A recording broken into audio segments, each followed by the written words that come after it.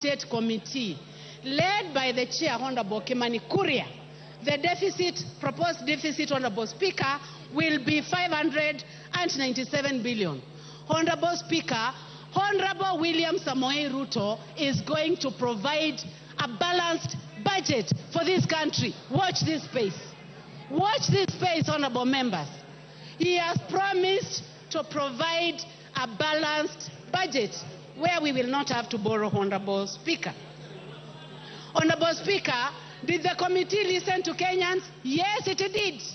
They went all over the country. That is why they have dropped matters to do with bread taxation. They have dropped matters to do with taxation on motor vehicle, among a myriad of other things.